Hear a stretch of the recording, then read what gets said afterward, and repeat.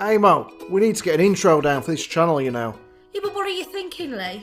Why not a rap over the top of it? Don't be ridiculous. You sound like a northern M&M. Look, listen to me. Yo, yo, yo. The Munch Brunch in the house, man. Absolutely not. Right, what you got in mind? Let's just keep it simple. I'm Lee. I'm Aim. We're the Munch Brunch.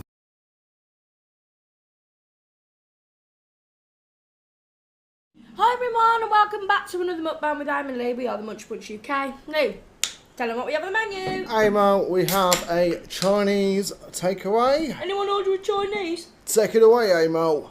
We have Chinese, guys. And let's just clear it up. No, we are not rich. We do not eat like this every day. Because the last few videos you've seen KFC, McDonald's, But they've been split Chinese. up into different days. They're not consecutive days. No, the McDonald's you've seen a couple of days ago, where we whinged our pants off about the state of it, we actually complained and we got a full refund, and rightly so, because that was horrific. The driver, so they made the food, he told us on the app, food's been made, and then our driver pissed off to Skegness or somewhere, didn't come here, so they sent another driver. But in the meantime, the food was sat there for like half an hour. So the time we got it was bloody awful, so they said, have a full refund. We got the Chinese with that money. It was awful, guys. I mean, the chips you saw when I was waving them about. Yeah, the food was nasty. On the menu, if Lee ain't telling you what we got on the menu, chicken curry, chicken chow mein, chips. I get like a little pot of bamboo shoots and water chestnuts. Lee just has the water chestnuts, spare ribs, chicken balls. You're missing the most important part, eh? Oh, slice of bread and butter for my chicken curry sandwich. I always say chicken curry sandwich. I never actually put the chicken in there. It's just the sauce and the chips and the rice. True. So, how are we all? You good, Amo? I am good. It is hot. Yeah, I think we do deserve a certificate for dedication to the channel, because to record in this heat. Well, you'd be eating anyway, but no, but we're sitting this close. We don't normally sit this close when we eat. Eh? No, so this settee's like a big leather one. He sits down there. I sit up here. It's just so warm to sit in, especially lighting on as well. It gets a lot warmer than if you're just sitting there having a nice salad. Basically, behind here, we've got this huge ring light. Yeah. So warm. Either way, are you enjoying the weather? What you've been doing? So, have you got your paddling pools out? I think actually when this goes out, the weather's going to have changed. In the UK, I think we're recording this on a hot day. When you're going to see this in a day or two, it's going to be a crap day, according to the forecast. Apparently there's going to be thunder and all sorts. Thunder I can't wait for a good storm. But sorry, go on. I'm just saying, like, years ago I loved the sun. Like, I really loved it. You was a sun worshiper, weren't you? Yeah, because of, just simply because of tanning. Not now, like, cause I'm not tan now, but fake tan for me is the way forward. I just can't be doing with the heat for that amount of time. Plus it's dangerous. You're dangerous. However, if I was by the sea... You have a natural tan. No, I mean... all year round tan. I'd enjoy being out more then. Oh yeah, I got you with that one. But sometimes being by the sea is not always the safest place to be. I've seen this thing. This bloke in Australia, he's like... 3 things you need to know before you come to Australia. Oh, I heard you listening to something. It's like snakes. Literally, they'll get in your house no matter where you are or what you do. They'll come up your toilet. They'll find a way in. So, sod that. Spiders. They're no most of them aren't dangerous, but there is one. I forgot what you called it now. Something spider. Black widow. No, it's something else it was called. And it's really bloody dangerous. You don't want to invite one around for dinner. They've got a few in Australia though, haven't they? They've got a fair few dangerous spiders. But then he said, people come to Australia to swim. He said, then you got to worry about the great white sharks, because they mistake people for seals. When the great whites are below the surface and they see a person at the top, swimming on the top of the sea, they think that you're a seal. Yeah, because they don't actually attack you because you're a person, do they? No. I don't think, oh look, that's a human, I'm going to go... No, but he did say you are more likely to be killed by a cow than a great white. But I have been attacked by a cow before, so I would never take my chances. That's the only thing about Australia that puts me off. I'm so scared of the insects and the snakes. I couldn't cope with that. Liz was saying yesterday, one of our subscribers and friend, because I live in the tropics and stuff. She was like, you can't really leave the windows open because you get like lizards coming into your house and snakes Yeah, they and live in big Florida. bugs. I'm like, my God. We have an issue leaving the back door open with flies, like just coming in the bloody house and whatnot. And you chase them around a bit. Imagine walking out into your kitchen, there's a frigging lizard there, or a bloody alligator, just eating your turkey off the side if it's Christmas. No, we've had that situation with With a dog. Not an alligator. like, on lizards when you've been abroad. Like, little lizards, but... She said it's so matter of fact. Elizabeth did, Liz and Andrew from Florida, like we said. Been friends with her for well over a year now. And she's like, Yeah. oh, Amy, we can't leave our windows open like you do. They have like AC, as they call it, air conditioning all the way through the house. She said because you literally just find a lizard just sitting there on your worktop. Or other sort of really bad things, spiders and whatever, I guess. And we don't have that issue, yet we still whinge about a few bloody flies. Moths are the worst. I'm terrified of them. They dart at your face. They really do. I just hate them. They really don't, as we all know. Anyway, guys, big day today, isn't it? We're filming this on Monday. Freedom Day, they call it. Crap day for as far as I'm aware. I've seen all the clips. People going to nightclubs at 12 in the morning. Yeah, you got to remember, Luke, we're past it. Like. I'm going to bed at 12 in the morning. I was there on a job today. I was a customer. She's a religious lady. And she said to me, so then, for some reason she thinks my name's Ted. I don't know why, but I've known her for 4 years now. She still calls me Ted. And I just let it go. So Ted, what do you think about all this today? I said, what do you mean? Sorry. She said, you know, like today. It's a big day, isn't it? Have you been celebrating? I was like, not really. I said, I sort of do what I normally do. I said, I don't go clubbing anyway. I said, I've seen all the clips of young people. I said, but they're half my age. 18-year-olds are half my age. They've got more energy than me. Going out at 12 at night. I'm ready to go home at 12 at night, get a takeaway and get back to You're bed. not that bad, Lou. And when we go out, by 1:30, 2 o'clock, I'm ready to go and get a takeaway and go home. Because all the nutters come out after 2. No, but if we was on a night out, you're not that bad. No, if it was a proper night out, we like, you know, we was like skanking and stuff. We have a banging time. I don't think I've ever skanked. No, but Some sweet and sour sauce. obviously, like, it's good things are opening up again. But he does keep saying, doesn't he, if we don't open up now, when the virus has the advantage in the winter months, I know what's coming. He's letting you have. Look, you heard it here first. A couple of months. Yeah, you can have a couple of months, so you can't turn around and say we had no time at all. And say, look, I'll give you your summer. It's now September the 1st. You're going back into full lockdown. Don't whinge about it. And that's what I think he's going to do. You might get to October if we're lucky. Yeah, 'cause if you remember, guys, we went to that cottage in October. That was hot. It was hot there. Right? Yeah, it was hot. Remember, we We had a warm day. We had a few rainy days. Not really. What's Wales then? What do you expect? No, it was still really hot. Anyway, just short of a week that we came back, we went into lockdown. Again. And we was in lockdown till it was after it was Till now, ages. basically. So, It just seems so long. we are going to be talking about something in a minute. If we've got enough space on that, we should have. We decided... I'll save me the story for next video. That's quite funny, but we decided that I talk too much crap, basically, and I don't take these videos serious enough. That was me saying it to him, not him saying it to me. I'd say I'm just used to you. And maybe some of you would appreciate some more serious videos. Not every video or every other, just like once every couple of weeks, where we talk about some serious matters, i.e. mental health. Because so a lot of people actually contact us on Instagram and say, you help us out. And I'm like, how the hell do I help you? I just talk about the sharks attacking me and stuff. They're like, no. He's never even been near a shark. I'm just going to confirm. Only there's the Sea Life Centre I have. A goldfish. It wasn't a goldfish, it was a bloody shark, Aim. Have we been near sharks? Oh, yeah. Yeah. That's enough.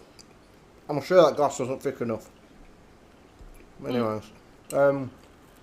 People have got in touch and said that we help them out with our videos, and people who have like all sorts of problems, from eating disorders to mental health problems, depression, suicidal thoughts.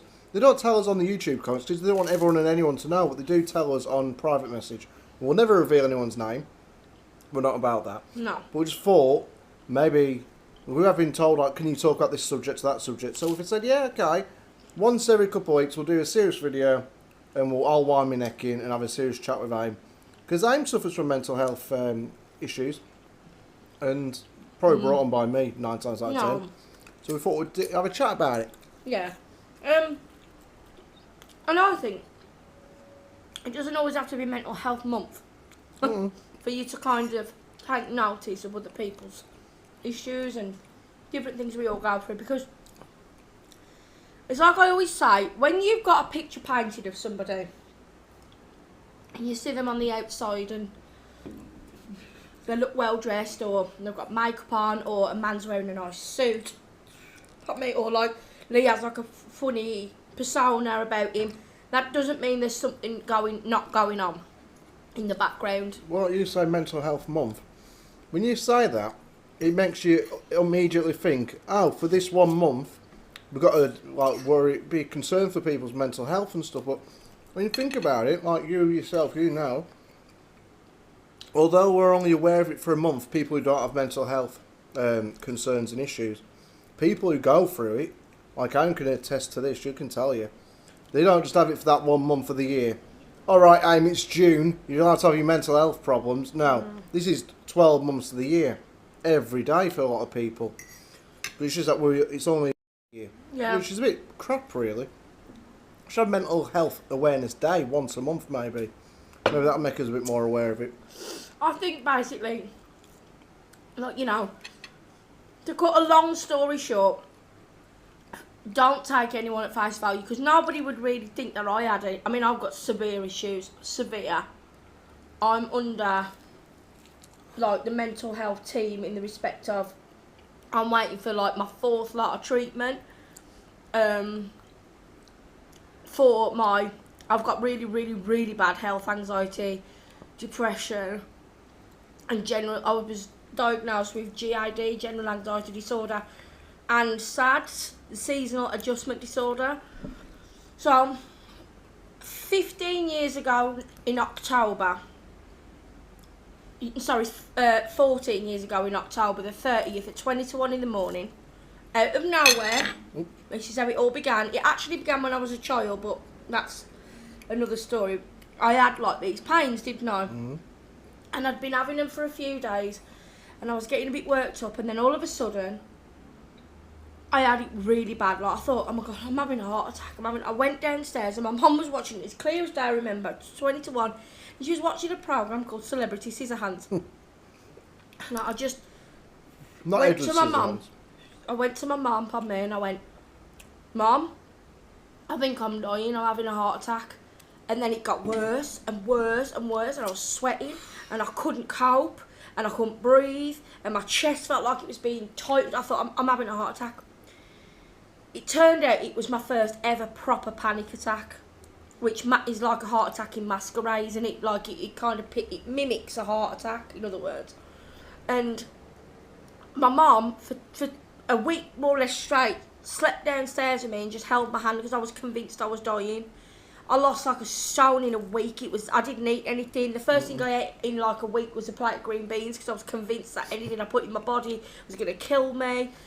And that triggered off, didn't it, a whole 14 years worth of worry.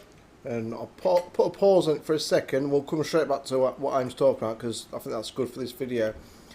The idea of these videos is going to be, I think, we didn't really talk about beforehand, each video we do these like serious ones, we'll pick a subject. So 1 week it might be eating disorders, another one depression, another one anxiety, loneliness, suicide.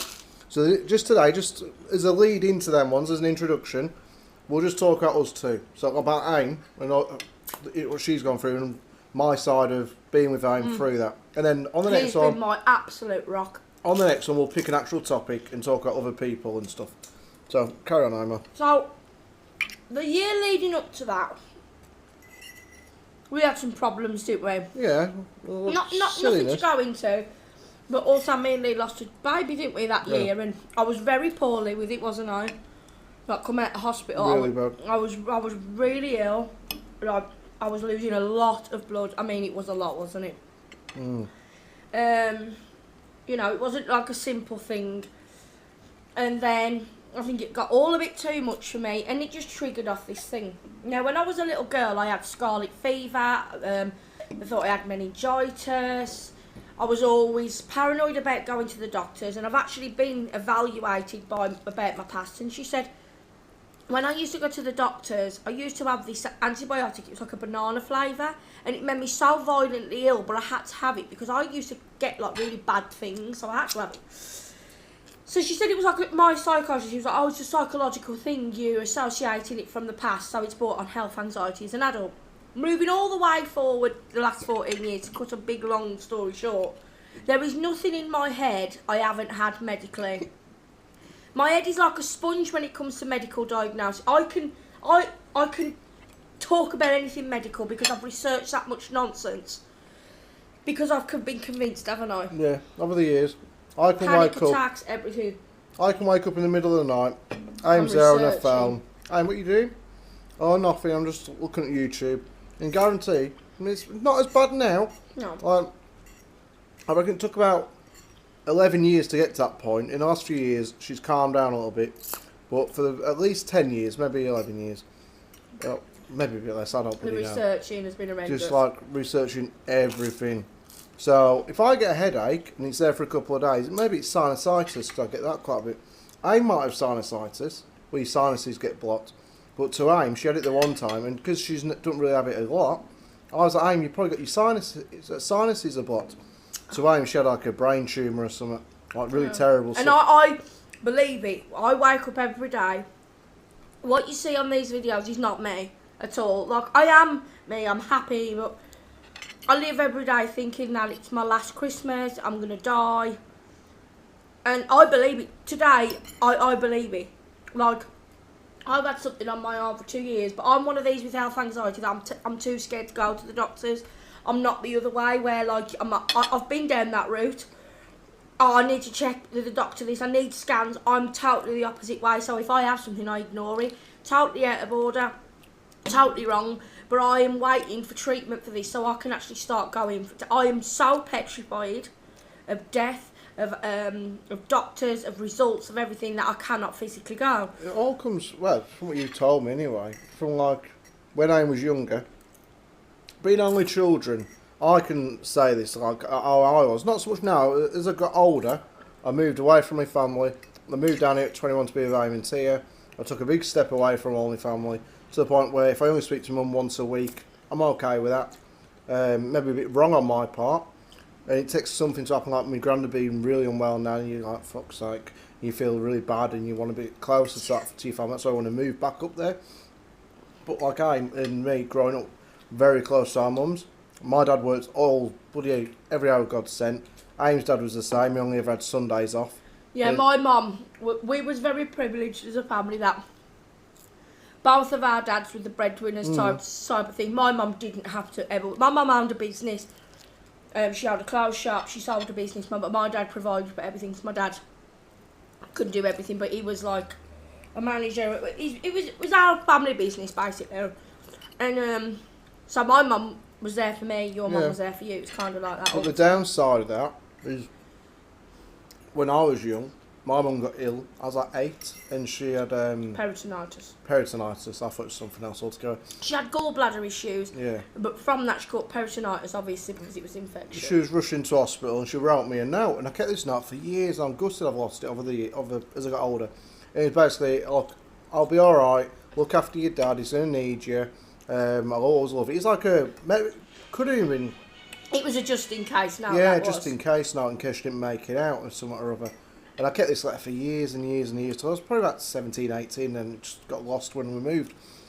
Aim went through something similar with her mum, but Aim was a bit older at the time, I think. Twice I've been through it with my mum. But she's nearly died. The downside of being so close to one parent is, like, Aim could never leave her side, could you? No, never. I couldn't. I was severely attached to my mum, as I am now, but I've obviously, again, referring back to my psychiatrist, counsellor type thing, she said, I am a child in mind in the respect of my mum. So, my mum, she makes me feel like a kid still, not in a bad way, but like the protection aspect. So, it's hard for me to let go and be an adult when I feel like my mum is still my protector type of thing. Very strange. However, it's very difficult in standing on your own 2 feet regarding looking after yourself. Like, for me, with health, because my mum was like, I'll get you to the doctors. I was always ill. I was a very ill child. Again, I had scarlet fever. I was so poorly with that. These were like dangerous illnesses as well. And I think because you had the dangerous ones, and your mum was a bit of a worrier, weren't she? Like, yeah, because I was very poorly, and it wasn't like I had just a little cold. I was off a long time with ill. I was very ill. Like, this is, I was always on antibiotics. My doctor was like really like used to seeing me type of thing, and this is where it all stemmed from. What I'm saying, it comes from you, doesn't it? Yeah, and so the past 14 years for me have been a hell on earth. I have not had a nice day in my mind for 14 years, and I will honestly, on my tear, say it has been every day for 14 years, hasn't it? Every single day. Even when I'm having a good day, if you like see us on the vlogs, on the lives, or when Claire's down, or whoever's here, or whatever, every day there will be a moment for at least 2 hours of my day where I'm worrying sick about something, where I'm thinking, whether I'm worrying about other people's health, my own. And at the moment, it's a nightmare when somebody else is unwell. When I had to go to something and nothing, I can't remember what the hell was wrong with me now. I had bad stomach. I'm sure it's through just drinking too much vodka. I had to go to the hospital because our doctor said, look, go straight to A&E. And I was convinced I was going to be kept in. And at that point, I lost it. You really did, I'm in tears. Like, Mum, just calm down. I'm going through that much trauma in my head from when my mum went into hospital. You know, it still plays on my mind, and it's like PTSD. I've been told, like, I just always associate things with health to be just bad news, and it always seems to be that way. You know, like I lost so many people who I love, and I shouldn't have lost because it was so unjust how it happened. Certain things, and it's just triggered everything off. Without going like deeply into the reasons why, the actual part of having anxiety is that I live every single day worrying. I live every single day where I could cry, where it's just an absolute nightmare to get through sometimes, where I just rely on Lee so much, and my mum, and even Tia, just to snap me out of it, because some days when I have a panic attack, it is horrific. When they first started the panic attacks for Ryan, God, daily, like 2-3 times a day. She had like the week downstairs at night. She didn't go to bed, because obviously she associated going to bed with having this panic attack. I couldn't celebrate Christmas. It was horrible. And like she couldn't, when we went into the town centre to get some Christmas shopping, couldn't be left on her own because she was around people and made her nervous. I had to stay awake till she was fast asleep at night, and so she felt comfortable like somebody was watching her.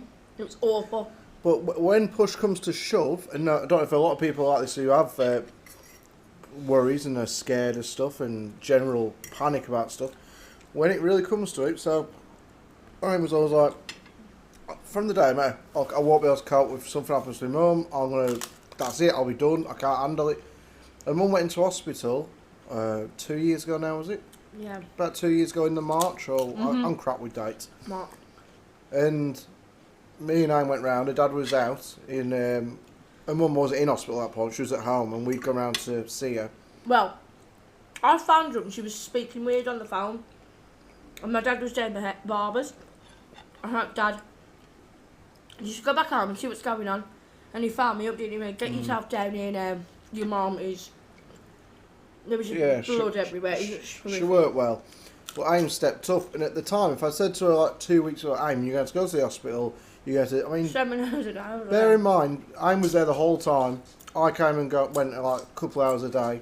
And Mum was in for like 2 weeks. Aim was there every single day, talking to doctors, chasing doctors up, asking about results, asking what the procedure, all this stuff. And so you, watching, you're like, and What's your point? Well, that's just normality. Well, it is for people who ain't petrified of going to the hospital. Aim has had one scan in the whole time I've known her. She's not had one test. Like normal tests that women in their 30s should get. Aim's not had them. Things that, like, you know, the doctor said you need this looking at. Aim will make an excuse. She hasn't been to see a doctor. Well, she went once in like the last few years. My doctor is very, very, very understanding with me. She treats me very well. She knows how to deal with me. She knows what I've got coming up. But I spent 7 hours a day, every day, for 10 days in that hospital. You stepped up, Aim. Dealing with oncologists, dealing with professors, dealing with people who, like, consultants, and then researching multiple myeloma, terminal cancers, every goddamn thing. And then it turned out that my health anxiety had a slight advantage over my mum. I diagnosed her the day before she got diagnosed by a doctor. So she had high calcium levels in her system, and I was like, hang on a minute, I know she's been taking a ridiculous amount of antacid tablets. And I was sitting outside the hospital, so I was like, she's had an abdominal scan. There was nothing there the first day. She was like, that's a good sign. Then there was like, right, you need an endoscopy. She had inflammation. There was nothing there then. I was like, okay, she's got really high calcium levels. What's going on? Because I read so much medical jargon, I just remember certain things. And I was like, she has been, I don't want to say overdosing because it was never intentional to overdose, but she was taking a ridiculous amount of, like, what you might know as Rennies, Gaviscon tablets, whatever. They can build your calcium levels to go higher. I was like, oh my God, hang on a minute. Okay. So I stepped up in front of the 3 professors and I said, look, I'm not being funny. She has been taking a ridiculous amount of antacids, which I know raise the calcium. We came back the next day and they was like, you need a certificate, you need to be working here. They was like, this is amazing, you've done exceptionally well. As we are standing there, you knew this. Basically, it was that gave her the inflammation, it was the acid and the high levels of calcium. Long story short, who couldn't handle going to hospitals, was scared stiff of going to hospital for herself, went, was there with mum the whole time, looked after her, helped her through it, and when push comes to shove, when she hasn't actually got a choice in the matter, she'll have to step up. So whether it's I'm getting unwell, or she's getting unwell, God forbid, she'll have to go and face your fears.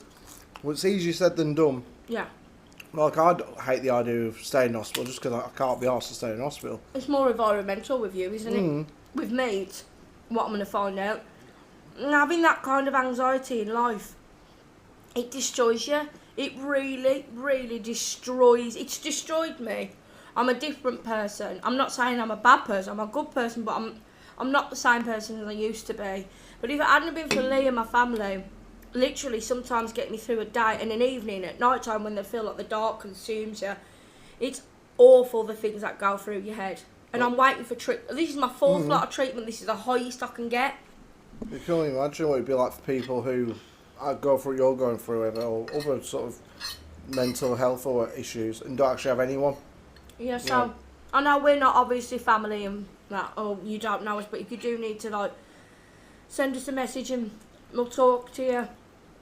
Because believe me now, I know what it's like to feel like you're actually the only person that is going through this. And I'll tell you this, and I don't care what anybody says, do never compare your life to someone who's worse off than you. So if someone says, well, hang on, you haven't got cancer, or you haven't got Alzheimer's, or you haven't got AIDS, your situation is all you know. So to you, your life could be the worst you could ever imagine in your head at that point. It doesn't matter what John, Betty and Jeff have got. It only matters what you have at that time. So, for instance, like when my mum was bad or when Lee went to hospital or whatever, I was dealing with my own head plus thinking about somebody else. There's no point in comparing. What you have is just as important because it's the thing that's destroying your life, isn't it, if you understand me? Yeah, I'm in full agreement. But if you ever need to talk and whatever, but we will be doing different stuff. We will be touching base with anxiety again because there's so much more to anxiety that meets the eye. It isn't just like health anxiety. It could be like agoraphobia. It could be anxiousness about... Like COVID has made me worse again. We'll do a whole video on anxiety as well as the other subjects I mentioned. Unfortunately, we've got a lot of space left on here. We have to wrap this up now.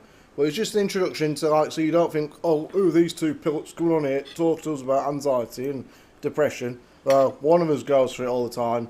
One of us has had, when I was really young, went through something. Yeah, there's which a we'll touch subject on. that we'll definitely go through. Yeah, so I've experienced something, and we'll just talk about it. And I don't think you have to be an expert to talk about these things. Just say, look, let's have a chat. No. At the end of the day, everybody's got some sort of anxiety, even if it's about thunder and lightning. You know that feeling of worry? For somebody who's suffering from anxiety, it is amplified to such a degree. It is so hypersensitive. Like, the smallest of things as well can trigger you off. Yeah, you fucked once it kicks in, guys. If there's anything you'd like to ask, or if you want to tell us something so we can discuss it on a topic, just know that we won't be just leaving this here. This is sort of a rolling subject, Yeah, isn't once it? You know? every couple of weeks, so a couple of months, we'll do one of these videos. Yeah, and maybe on the other channel without food. We don't. Maybe we could do a little video discussing a few things there. But anyway, again, we know it's a bit of a serious video, but thanks so much for listening, and we love you lots.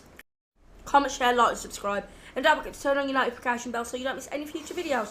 You know all the links to everything else, the Instagram, the other channel. I'm you off know what I mean. for my second shower because there's literally sweat pouring down my back at the minute. It's too hot. 30 degrees here today. Yeah, and it's like 5:30, 5:45, something like that. So it's even hotter at the minute. Like it's the hottest part We of the day. moved around the sun, and the sun is now at the front of the house. Too hot. Nightmare, The guys. poor dogs, keep them cool. Yeah. Ice cubes in the water bowl if you can. All right, guys. See you all later. Bye, everybody.